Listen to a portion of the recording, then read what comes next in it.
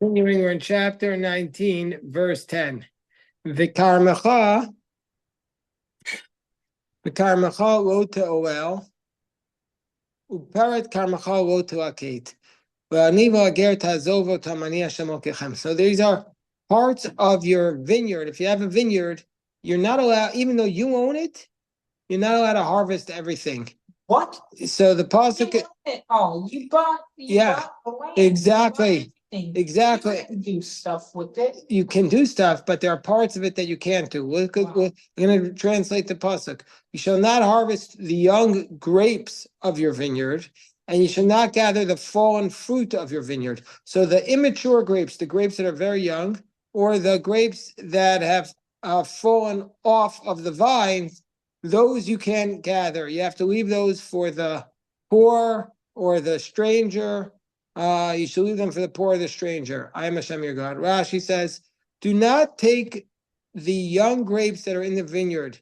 They are identifiable. What are the young grapes? Any which have neither shoulder nor drops. Why would you want a stranger or a poor person on your property? The Torah tells us you have to let them. If you don't allow them. You've committed a tremendous sin. What if you have gates? What if you have You have to open the gates. And let's say the gates don't open. Then you're committing a sin. And let's say you want to climb over. What? So that you're asking actually a very good question. If you have your gates up and the poor man climbs into your field to get the property, to get the grapes that he's allowed to get, he's not, according to Jewish law, he's not trespassing. Okay. I'm saying you're not allowed to keep the gates. But let's say you put the gates up and the poor man goes into it to collect it. So under those circumstances, he's not trespassing. He's allowed to do that. Okay.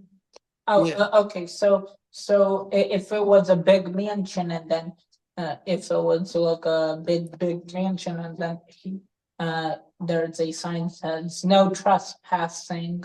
By Jewish law, he's allowed to go in to collect. Inside the not inside the house, but into the fields to collect those gleanings. Okay, look here. I'm reading the Rashi. Okay, that is good. One second. This and he shall not gather the fallen fruit. That refers to single grapes that fall off clusters at the time of the harvest. And I am Hashem your God. Rashi says this means God is a judge who exacts punishment. And I take as payment from you nothing but lives. Meaning, if you don't do this, God says he's going to kill you. What? As it says, do not rob a poor man, for Hashem will fight their fight and spoil the lives of those who despoil them. So yeah, if you commit this sin, Hashem will take your life. What? That's what Rashi says. Oh my God. Okay, what about the time? This is what the Torah says. The Chafetz Chaim, this is straight out from the Torah. Really? So yeah. Okay, I would never do that. What? These are some great laws. Okay, let's read the next pasuk. Does it apply today in Israel? Yes. Wow. We're in chapter 19, verse 11. Applies in Israel today, right? Yeah, you have to leave over the field. Yeah, for sure. Parts of the field I would do that. What about to Hamas? No, the terrorists, no, they're dangerous. Okay, let's read the next pasuk. Do not. Hey. Is this your last day before you go off to Europe? What? Is this your last day before you go off to Europe? Yes, it is. Yeah, can you probably drive us? Yes, I can drive you. Thank you. No problem. Okay. Lo tignovu, do not steal. V'lo techachashu, do not deny falsely. We're chapter 19, verse 11. V'lo tishakru ish b'amito. And you're not allowed to lie to your friend. What does this mean? Do not steal. Now, where else does it say do not steal in the Torah? In the commandments. In the 10 Commandments. So how come it's repeated here to say do not steal? Because it needs to be a full sentence. Do not steal. It is implied. You cannot steal. It's burglary. It's very bad. Okay, that's an answer. That's an answer, but that's not the answer that Rashi gives. Are you going to say, Arik? I was going to say that it's important to say many times so they will not. Sometimes we give that answer, but that's a very good answer. But sometimes we give that answer, but Rashi does not give that answer in this case. Rashi says this refers to one who steals money, but the Ten Commandments refers to one who steals human beings, one who kidnaps. Okay. How do we know? How do we know that the one in the Ten Commandments refers to one who kidnaps, whereas this one refers to one who steals? How do we know? Because we look at the context. And the context of the Ten Commandments is talking about sins that have a capital punishment, that you're executed. So therefore, we assume, so therefore, that's the assumption that the Ten Commandments one is referring to kidnapping, and this one is referring to stealing money. Yeah, a question? Did I cut you off? You sure? Okay. And then it says, you shall not deny falsely. This means somebody says that you owe no testimony or that he owes you money. And basically you say, somebody says you owe me $1,000 and you deny it falsely, and then witnesses come and contradict you. So then Rashi is saying that he has to pay back everything plus 1/5 if he admits it.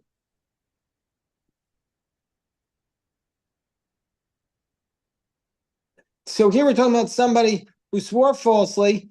Let's say you swear falsely, and then you go to the court and say, I swore falsely, and you admit it. You have to pay back the money you lied about, plus you have to add 1/5. And then you're not allowed to lie to your colleague. Rashi says, this is one who swears falsely. This is the warning for it. Okay. Verse 12. Who wants to read verse 12? Anybody? Anybody volunteering? Aryeh. Okay. The below. Villo. How do you like the pizza? It was cold. Why didn't you put it in the microwave? Find the cling film, whatever. Okay, fine. So it's cold pizza is even better. Some people think pizza is better cold. Look it up on AI, you'll see. I guarantee you, some people think pizza is better cold. Look that up on AI right now, Tony. You'll see. Like regular pizza, like deep dish. Any pizza. So it's a big debate. It's a big debate. Yeah, it's a big debate. Multiple. Dash is the best. pizza. Okay, go on, Aryeh.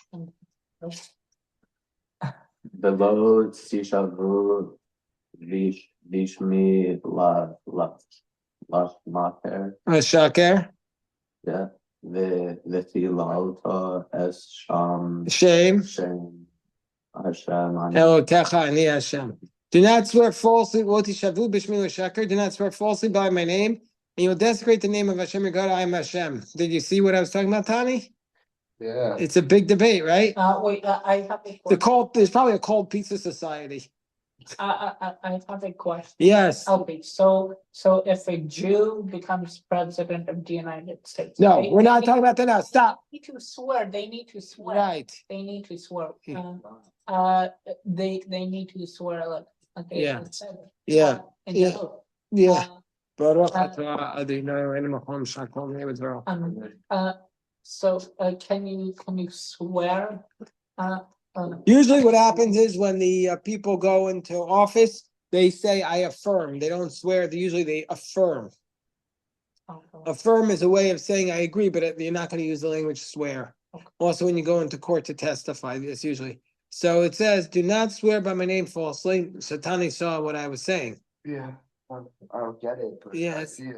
I Now, think it's a different dish. Like they say that the flavor merges when it becomes cold. Some people genuinely think that pizza is better cold. Rather than yeah, hot. a lot of people do. Yeah. Most people do. Most people, that might be a stretch. I do like it. You see? But do you like it better than hot? It depends on the occasion. The mood you're in. Yeah. Like for breakfast, it's better cold. I'm not eating pizza for breakfast though. Okay, now you're just being judgy. Okay, it says, That's the time. Ezra, we need a chumash, Ezra. Yeah, so, and why does it say you should not swear by my name falsely? Because we have another verse in the Ten Commandments which says, "Do not take God's name in vain." So I might think you're only liable if you use the actual name of God. What's the actual name of God? You know how to say it, so don't say it. But it's the letters Yud and then Hey and then Vav and then Hey. But you're not allowed to pronounce it, and don't even say like anything that sounds like it because You try to say that. don't say it. It's a big sin. What can happen? You'll be violating the Torah. I would. Yes, so don't do it. Be struck down. Well, we're not going to talk about that, but we say, so how do we know that? Let's say you swear not by that actual name of God, but by some of the nicknames of God, the names associated with God. So how do we? Like right now, what we say during davening. Hold on. Mm. It's not in vain. Okay.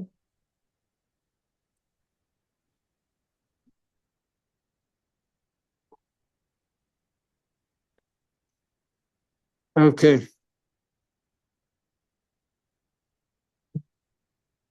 Yes. Okay. No, somebody just said, You know something? no, Rai just said, I'll be a little late. So he's going to No. come, but I'll be a little late. We don't. Okay, so they're good. You should speak in that way. That's very good. I know exactly what you're saying. Okay, next pasuk. Okay, so therefore, why does it say it both times? To say you're even liable for a nickname. Not if you use the actual name of God, but one of the nicknames of God. What are these? Like, they're not really nicknames, alternative names, like descriptions of God. Like sometimes you say Ado and then Noi. That's a name. It's not the actual name of God, but it's an alternative name. Okay, any name that I have. Okay, go on. Verse next pasuk. Tani, you want to read it? Lota shok. Lota shok et Reacha. recha vela tigazel zog la talin let's Shakir Itacha ad Okay, excellent. So Lota shok et reacha. Do not cheat your friend. What does Rashi says? This refers to. You're not. This refers to if somebody worked for you and they said you're going to pay them a certain wages and you don't pay them, it's a biblical prohibition called lo tashok. You have to pay the worker. And now here's another one. Lo tigzol, don't steal. Lo talim puat sachir itcha boker. Let's say the guy comes to mow your lawn, and he's a day laborer, so you typically give him $50 to mow your lawn. I don't know what you charge, $30. Okay, whatever you charge is your business. And then the guy says, "Oh yeah, come back tomorrow. I'll pay you tomorrow." That's a biblical sin. The guy does work for you, and the expectation is that he's going to be paid that day. You better pay him that day, or else you're committing a sin. What if? So there's a guy came to my house to do my HVAC, to do the heating and air conditioning, and he services a lot of Jewish people. And he did the work. And then I said, okay, I'm going to pay you. He's like, no, don't worry about it. I said, no, the Torah says I have to pay you right away. I have to pay you. He's not a Jewish man. He's, just a regular guy in DC. I said, no, I have to pay you the same day. That's what the Torah says. He said, not everybody in your community takes that attitude. So I'm like, yeah, they're wrong. You have to pay the person who does the work for you. Now, there are some places. What are you laughing about, Ezra? Isn't that what happens to you if you do a job? They pay you the same day? I don't get paid daily. I get paid weekly. Okay, so that's a good question. If you get paid weekly, then they have to pay you. Let's say they say, I'm going to pay you every Friday. They're not allowed to say, okay, I'll pay you next week for this week. That's a biblical prohibition. They're not, if you get, always goes along the expectation of the way you're paid. Hold on one second. Hold on one second. Hold on one second. I have to calculate something. Should I tell those guys not to come? Because we don't really need them, actually. Yeah, tell them not to come. Why? We actually have a meeting. They're on their way. They need to daven. They need to daven regardless. What was who had a question? Yes. You can go. You go. Hey, you can go. Yeah, it's sciences. Okay, go. I'll go. Rashi. I'll just ask. Okay.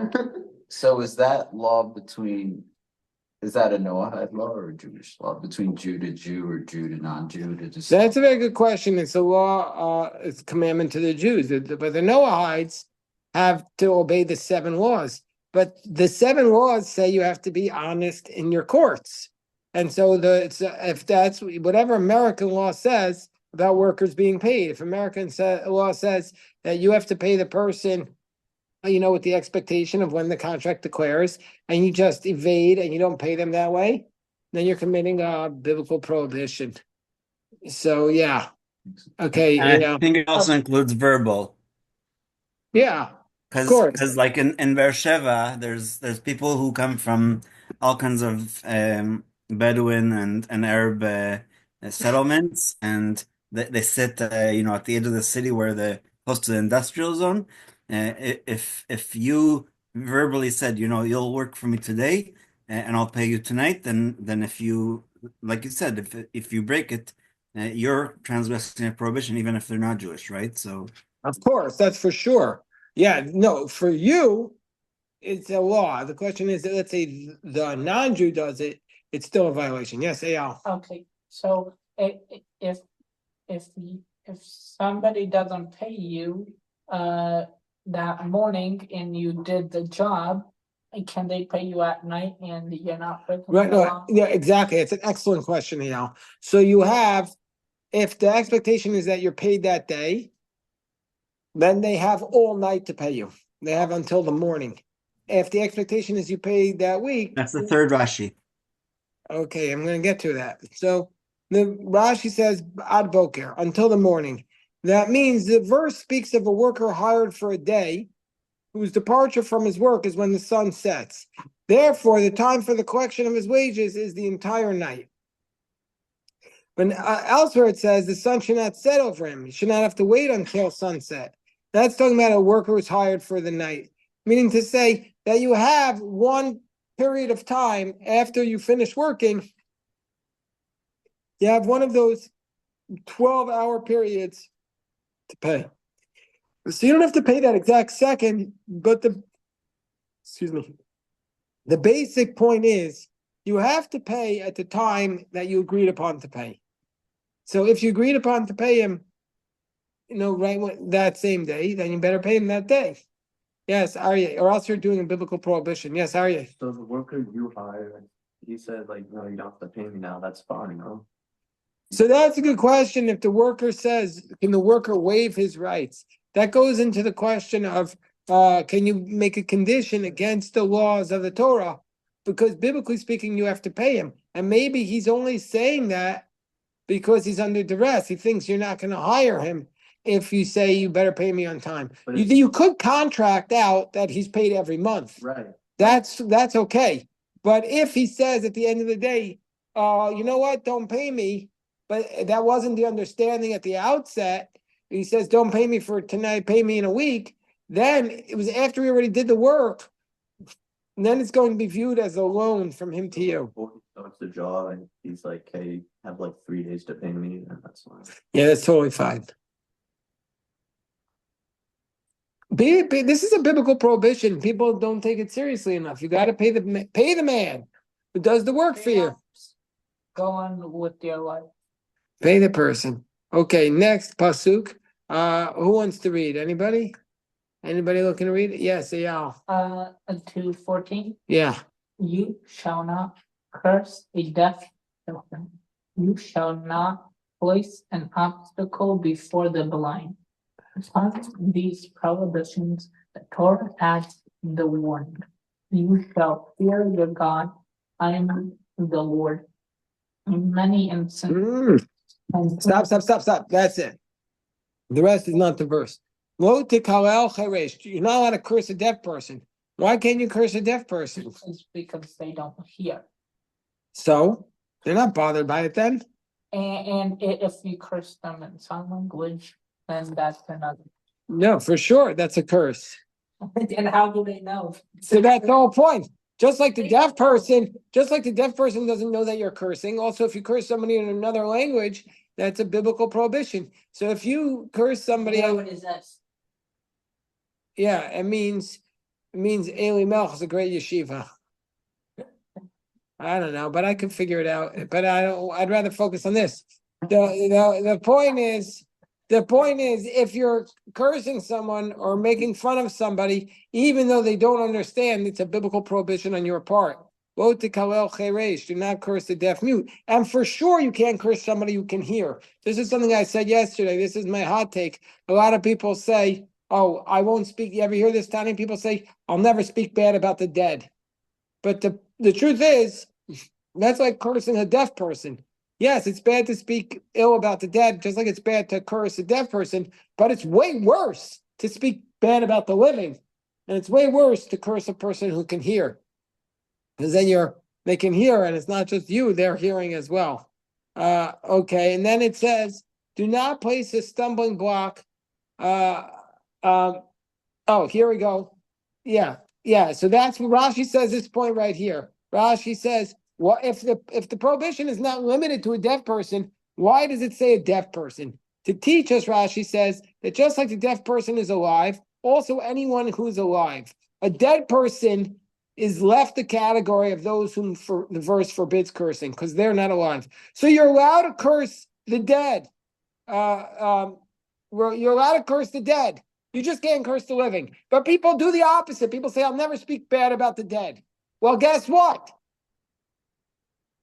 It's way worse to speak bad about the living. This prohibition is telling us doesn't apply to the dead. You're allowed to curse the dead. I mean, not a good thing, but it's not a biblical prohibition. But cursing the living is way worse. And then it says, do not place a stumbling block. Yeah. How are you allowed to curse the death if it says you shall not curse a deaf person? If being deaf is one of the four that is a death, no, it's just symbolically saying that in some aspects they were like the deaf, but you're not allowed to curse the deaf because they're alive, but you're allowed to curse the dead. So then it says the dead. You're allowed to curse the dead. It's like saying a bad word. Yeah, like say, curse be upon them. Oh. Okay, but now it says you shall not place a stumbling block before a blind person. What does that mean? What does that mean? Anybody know what do you know about this prohibition? You can't place a stumbling block before a blind person? Like a blind person? What does it mean? So Rashi says, this is a very important Rashi. Rashi says, you're not allowed to place a block in front of somebody who is blind about a specific matter.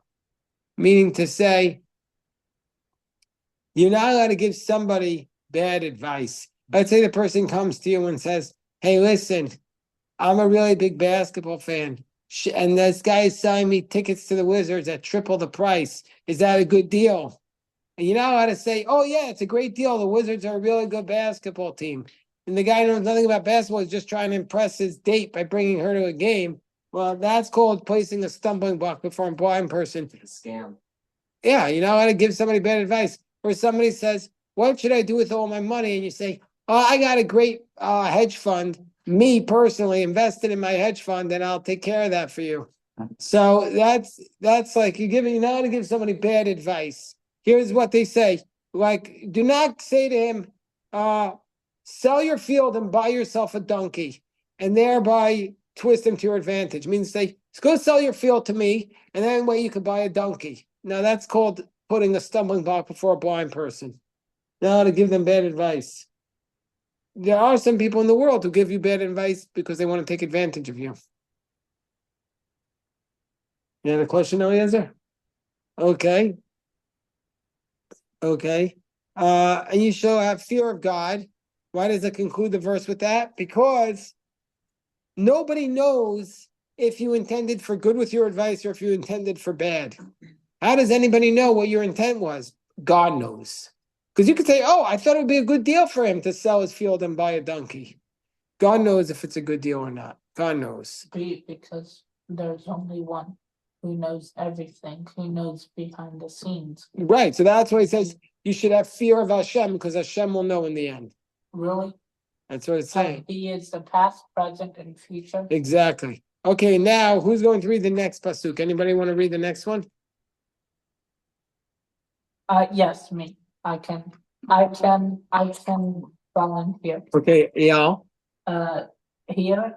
Yeah, lo ta'asu. I'll read it in Hebrew, then you read it in English. I'll read it in English. No. 15. Lo ta'asu. You shall not perform injustice and judgment. This Lo ta'asu avel b'mishpat. Do not. This is a general demand for What? honesty and judgment. The bold is the verse. Oh, Okay, really? only the bold is the verse. The rest is his You commentary. shall not perform injustice and judgment. Okay, good. Let me read the Hebrew. Lo ta'asu avel b'mishpat. Do not do injustice and judgment. Lo tisa pnei dal. Don't favor a poor man. What does that mean? Don't favor a poor man. Don't give in. Don't give in to that thing like where you would promise something to them. Well, let's see what Rashi says. And do not honor a great man. What does it mean? Do not favor a poor man. B'tzedek tishbod amisecha. With righteousness you shall judge your friend. So what does that mean? Lo tasu aval b'mishpat. Do not. This teaches us that a judge who perverts judgment is called a wrongdoer. He's called hateful. He's called repulsive. He's called an abomination.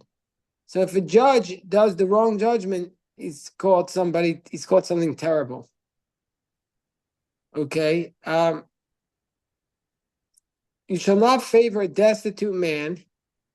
You should not say the following. If you're the judge, listen, this man is poor, and the wealthy man has to support him anyway. So I'll just rule in favor of the poor man, so the wealthy man will give him the money. No, you're not allowed to do that. You have to follow the law. You can't say, I'm the judge, I'm going to rule, which is what they do actually. I'm going to rule for this guy because I have sympathy for him. No, the law has to be the law. You can't pervert the law. You can't prefer to the Poor man. No. And also, you prefer to the rich? No, that's the next words. And you you shouldn't. can't prefer to anyone. You Exactly. need to dismiss You it. got to be like calling balls and strikes, whatever the law says. You should not honor a great man. You should not say, this is a rich man, the son of great people. How can I humiliate him by ruling against him? And see his humiliation. There's a punishment for the matter. That's why it says, you shall not honor a great man. Rabbi, I don't think I ever thought about this, but shouldn't it be a kal v'chomer? Meaning, if you're not allowed to help a poor person, which is like what your gut feeling is, then definitely you should not favor the person who's rich and powerful and whatever. Like it's Well, sometimes people want to favor the rich, and sometimes people want to favor the poor. right. So But I'm that's saying, the but whole- if the Torah tells us not to favor the poor, No, then it's not for true sure- because there are some people who favor the poor, and then there are other people who favor the rich. It's that's the way the world works. Some people are sympathetic to the poor, and some people are sympathetic to the rich. So you know how to do either one. No, it's not a kal v'chomer. In Seinfeld, the second last episode was, did I tell you that you're allowed to wear that tie? Because the tie was supposed to basically turn the judge to favor the. All right, interesting. Okay, so now we'll just do one more Rashi. With righteousness shall you judge your fellow. This means literally judge him with righteousness. What does that mean? Judge your friend, give your friend the benefit of the doubt. Have a danas chaver cholakaf sechus. Give your friend the benefit of the doubt. What does it mean to give your friend the benefit of the doubt? What does that mean? So, according to the simple meaning of the verse, it means that let's say you see somebody and you're not sure, and they're right. So this is the way the commentaries understand it. If the person is an absolute sinner, you don't have to give him the benefit of the doubt. If the person is a righteous person, then even if you almost positive you saw him sin, you still can't believe it. But if the person is an average person, and then you're not sure if he's committed a sin or not, then give him the benefit of the doubt under those circumstances. Is it three times? 3 times. If you see, that's it. I don't know if that's in this context, but it could be. I never heard that. Okay, give your friend the benefit of the doubt. So, what do we say about that, Tani? Did anybody ever misjudged you and then they didn't give you the benefit of the doubt? Yeah, plenty of times. Exactly. And how does it feel? Terrible. Doesn't feel good at all. Exactly. So that's the concept here, that you have to give everybody the benefit of the doubt. They did to me something actually a long time ago. I believe it. was in I believe it. 2022. All right, let's stop here and daven mincha. I know. We'll stop here and daven mincha. I forgot.